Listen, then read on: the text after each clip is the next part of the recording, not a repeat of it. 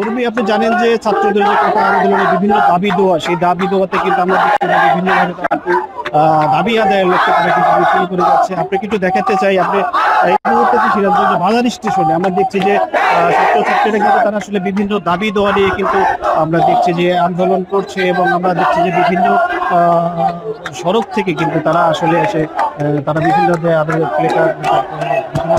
তারা স্লোগান দিচ্ছে, এবং আমরা দেখছি যে এখন কিন্তু বৃষ্টি হচ্ছে, মুষলধারে বৃষ্টি হচ্ছে।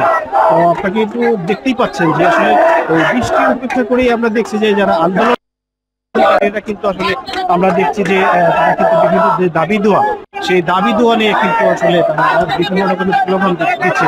তো আমরা দেখছি যে এখানে আমরা বিশেষ করে ছাত্রছাত্রীও আছে, ছাত্রছাত্রী আমরা দেখছি যে তারা কিন্তু বৃষ্টি উপেক্ষা করে আমরা দেখছি যে তারা কিন্তু বিভিন্ন যে দাবি দেওয়া, সেই দাবি দেওয়া নিয়ে কিন্তু আসলে রাস্তায় বসে পড়েছে।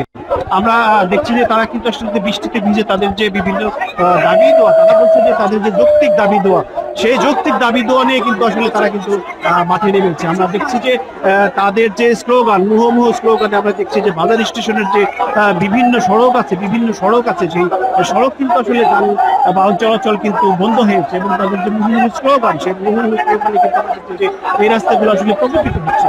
তো আমরা এখনো পর্যন্ত দেখছি যে আসলে এই নিরাপত্তার জন্য আমরা দেখছি যে বিভিন্ন পয়েন্টে কিন্তু গুরুত্বপূর্ণ পয়েন্টে কিন্তু পুলিশ মোতায়েন করা হয়েছে। আমরা পুলিশের ঊর্ধ্বতন কর্মকর্তার সাথে কথা বলেছি, তারা যেটা জানিয়েছে যে আসলে ছাত্রছাত্রীদের যে বিভিন্ন রকমের কোটা সংস্কার আন্দোলন যে বিভিন্ন দাবি দেওয়া, সেই দাবি দেওয়ার জন্য সুষ্ঠুভাবে তারা করতে পারে, সেই ক্ষেত্রে তারা কিন্তু আসলে আমরা দেখছি যে কিন্তু আসলে তারা এবং প্রশাসনের দিক থেকে তাদের কিন্তু সার্বিক যে নিরাপত্তা, এবং তারা বলছে যে তাদের যে সুশৃঙ্খল যে দাবি দেওয়া, যৌক্তিক দাবি দেওয়া, তারা কিন্তু সেই দাবি দেওয়া পালন করলে তাদের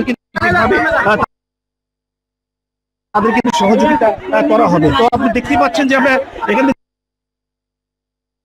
হাজার হাজার ছাত্রছাত্রী কিন্তু তারা আসলে মাঠে নেমেছে। আমরা দেখছি যে তারা কিন্তু আসলে এই বৃষ্টি উপেক্ষা করে আমরা দেখছি যে তাদের যে দাবি আমরা কথা বলতে চাই যে একজন ছাত্রীর সাথে যারা আসলে আপনারা কিভাবে, আপনাদের কি কি দাবি রয়েছে আপনি যদি একটু বলেন যে আসলে কি কি দাবি দেওয়া রয়েছে। আমরা একজন ছাত্রের সাথে কথা বলতে চাই। আমরা প্রথম থেকে সুষ্ঠুভাবে সরকারকে বলেছিলাম যে আমাদের 9 দফা দাবি পূরণ করতে, কিন্তু সে আমাদের 9 দফা দাবি পূরণ করেনি। সে আমাদের ছাত্রদের উপরে হাত তুলেছে, সে আমাদের ছাত্রদের মেরে ফেলেছে, আমার ভাইদের বোনদের রক্ত ঝরিয়েছে। তার কারণে আমাদের এক দফা আন্দোলনে আজকে থেকে প্রধানমন্ত্রী তো আহ্বান জানাইছে, আপনি গণভবনে গণভবনে যাবেন কিনা? প্রধানমন্ত্রী আহ্বান জানিয়েছে গণভবনে যাওয়ার জন্য। না, আমরা গণভবনে যাব না। যে গণভবন থেকে আমার ভাইদের রক্ত, আমার বোনদের রক্তের গন্ধ আসছে, সে গণভবনে আমরা কোনোভাবেই যাব না। আমরা গণভবনকে উপেক্ষা করছি, প্রধানমন্ত্রীকে উপেক্ষা করছি। স্বৈরাচারের পতন চাই, এখন স্বৈরাচারের চাই। আমাদের গণভবনে আমরা কোনোভাবেই যাব না। শেখ হাসিনার সাথে আমাদের কোনো কথা হবে না। যে আমাদের ভাই বোনদের রক্ত ছড়িয়েছে, যে খুনি, সেই খুনির সাথে আমাদের কোনো কথা হতে পারে না। তো এখনো পর্যন্ত আমরা দেখছি যে ছাত্রছাত্রীদের যে কোটা সংস্কারের যে আন্দোলনের যে বিভিন্ন দাবি দেওয়া, সেই দাবি দেওয়ার প্রেক্ষিতে বৃষ্টি উপেক্ষা করে আমরা দেখছি যে তারা কিন্তু আসলে রাস্তায় বসে পড়েছে। তো আমার কাছে এই ছিল সিরাজগঞ্জের বাজার স্টেশন থেকে কোটা সংস্কার আন্দোলনের ছাত্রছাত্রী বিভিন্ন যে দাবি দেওয়া, তার সর্বশেষ অবস্থা। ধন্যবাদ।